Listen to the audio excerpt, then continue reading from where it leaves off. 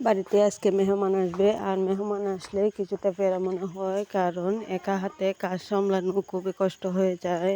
আর একাই করেন আর দুকলাই করেন, তো কাজ করতেই হবে। যেহেতু মেহমান আসবে, মেহমান তো বেশি দূরের না, আমার বাবার বাড়ি, কিন্তু তারা একসাথে কখনোই এরকমভাবে আসেনি। আমার 3 ভাই আর 3 ভাইয়ের বউ, তারা সবাই একসাথে এসেছে। আর আমার এক আপু, আমরা 2 বোনই, আমরা 3 ভাই 2 বোন। যেহেতু সবাই একসাথে হয়েছে, তাই আমাদের বাড়িতে চলে এসেছে। আর এসেছে কিন্তু বিকালবেলা, প্রায় ঘন্টাখানিক সময়ের জন্য, বেশি সময় বসবে না। তাই আমি হালকা নাস্তা বানিয়েছি, কারণ তারা সকালবেলা বের হয়েছে, আরও 2 জায়গাতে বেরানো হয়েছে তাদের, কারণ আমার ছোটো ভাইয়ের শ্বশুর বাড়িতে তারা সবাই মিলে গেছে।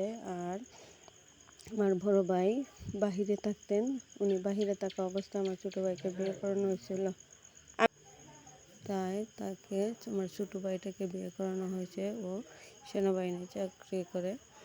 আর আমার ভাইয়া যেহেতু বিদেশে থাকেন, আর উনি ছুটি পাচ্ছিলেন না, তাই ওনাকে ছাড়াই বিয়ে করাতে হয়েছে। আর বিয়েতে উনি আসেন নাই, তাই যেহেতু দেশে এসেছেন, তাই ওনার ছোটো ভাইয়ের শ্বশুর বাড়িতে সবাই মিলে গেছে ওরা। আর সাথে খালার বাড়িও পাশে আছে, পাশে খালার বাড়ি থাকাতে তারা সেখানেও গেছে। আমরা 3 জনের পাশাপাশি, বেশি দৌড়াদৌড়ি না, তারপরও কিছুটা দূরত্ব আছে। তারপরও তারা আমার বাড়িতে আসবে বলে বিকেলে আমাকে ফোন করেছিল আমার বড় ভাইয়ের বউ। তাই ভাবি যখন ফোন করলো, তখন আমি জিজ্ঞেস করলাম যে এরকম আশা কেন আসবে, খাওয়া দাওয়া করবে, বসবে, থাকবে, যে সময় নাই, যে কারণে এরকমভাবে আসতে হলো, তা না হলে আর আসতেই পারবে না। তাই কি আর করার আছে, যেহেতু সময় নাই। তাই তারা বিকাল 3টা বা 4টার দিকে আসবে, তাই আমি 2টার দিকে কিছু হালকা নাস্তাই বানিয়ে নিব। এর জন্য আমি কিছুটা ডুবা পিঠা, কেউ ডুবা পিঠা বলে, তো আমাদের এখানে এই পিঠাটাকে সন্দেশ পিঠা বলে। আর এই পিঠাগুলো আমি গুড় দিয়ে বানিয়েছিলাম, তাই অনেকটা সুন্দরও হয়েছে আর খেতে অনেকটাই টেস্টি হয়েছে।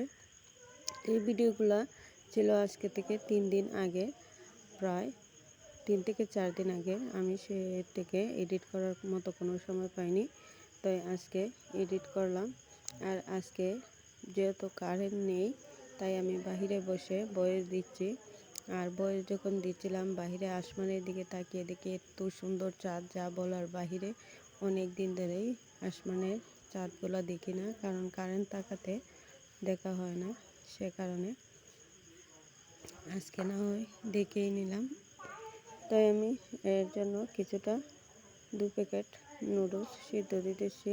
আর এই নুডলসগুলো সিদ্ধ দিয়ে একদিকে নুডলস সিদ্ধ দিতেছি, আর একদিকে পিঠা বানাইতেছি। আবার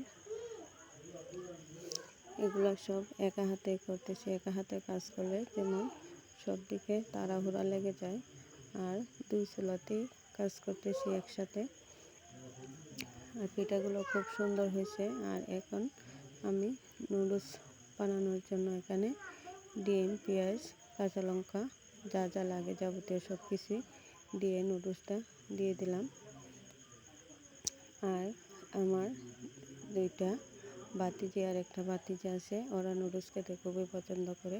আর আমার ভাইগুলো পিঠা একদমই খায় না, তারপরেও ভাবলাম যে পিঠাই কিছু বানিয়ে নিই, কারণ বাচ্চারা যেহেতু আসবে সাথে, আর বউরা আসবে, তাই পিঠাই বানিয়ে নিলাম।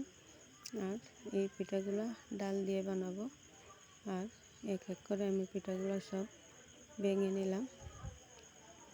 জানি না এরকমভাবে পিঠা আর শর্টকাটে বানাতে আমি পছন্দ করি, যাতে শর্টকাট ফুলগুলো হয়ে যায়, সেই কারণে শর্টকাটে বানিয়ে নিতেছি।